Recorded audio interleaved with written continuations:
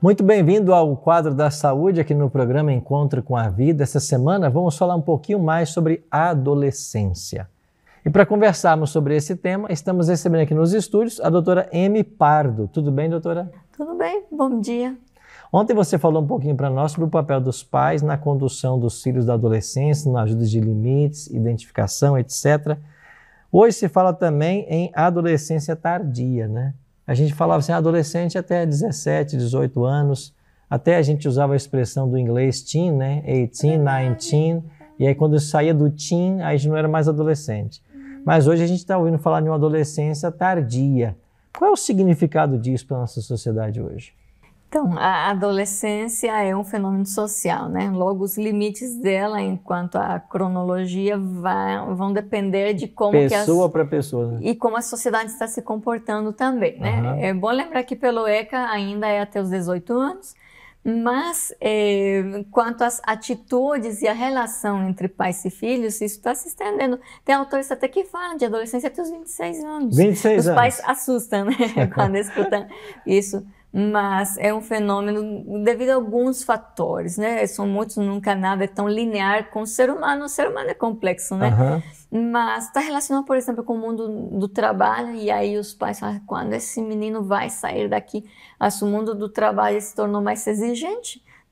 Antigamente, com curso técnico, a pessoa já conseguia se virar, ganhava um salário assim que dava para manter a si mesmo. Hoje você faz uma pós, uma graduação, uma pós, um mestrado, e às vezes o mercado não se abriu ainda. Ainda não se abriu como as exigências são maiores, esse indivíduo ele permanece mais tempo em casa para poder se qualificar. Mas não é só por isso também, não. Não né? é só por isso. A qualificação é uma questão, o trabalho é outra questão, mas fazer a pergunta, né? Quem é que gerou esses adolescentes, tá? É a sociedade, mas pegando a lupa, são as famílias, né? Então, muitas vezes, a atitude dos pais, a estratégia de educação, a proposta de educação que eles tiveram com esses filhos é que provoca essa adolescência tardia. E eu ouvi uma frase uma vez de um casal que trabalha com adolescência, falou assim, para cada adolescente tardio existe um patrocinador. Entendi. Então, o que eu estou querendo dizer? Existem necessidades no mercado de trabalho, etc., como falamos, mas às vezes os pais eles se queixam da permanência dos filhos em casa.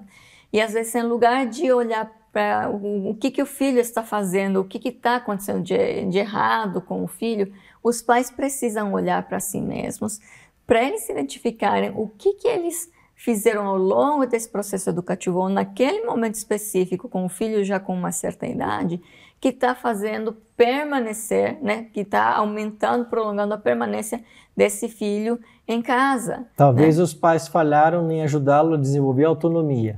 Justamente. O filho, tem filhos que falam assim, eu não vou para fora de casa porque quem é que vai, né, lavar as minhas roupas. E ele não sabe operar uma máquina de lavar, ou muitas vezes os fogão, pais... Ou um fogão, não sabe fazer uma compra, ir no mercado e fazer uma compra, enfim. E os pais, eles têm dó.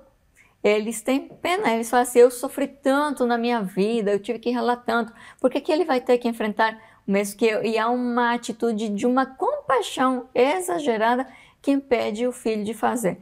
Toda vez que alguém faz algo por alguém, nós estamos passando o recado de que ele não pode fazer aquilo. Então talvez os pais tenham que pensar nisso. O que eu estou fazendo para o meu filho que está dando o recado de que ele não consegue fazer? Nem mesmo levantar um dinheirinho num trabalho de férias para ele comprar uma coisinha que seja para ele, para pelo menos colocar recarga no celular, né? Vai falar assim, meu filho não sai do celular e joga a noite toda. E quem comprou aquele computador, aquele celular, quem paga a melhor internet que existe na cidade, são os próprios pais. Então essa é uma reflexão assim que vá para o filho, mas também vai... Então o que o filho pode fazer que o pai não deveria fazer, né? Deixar que ele fizesse para desenvolver autonomia, responsabilidades. Ok, quantas dicas especiais. E agora eu gostei da frase, né? Para todo adolescente tardio eu tenho um patrocinador.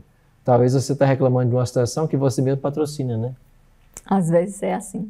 Então vamos buscar conselho aí na palavra de Deus, nos profissionais, para a gente saber como proceder da forma correta. Essa semana vamos então abordar mais sobre esse assunto, pode ser? Vamos falar sobre família, então.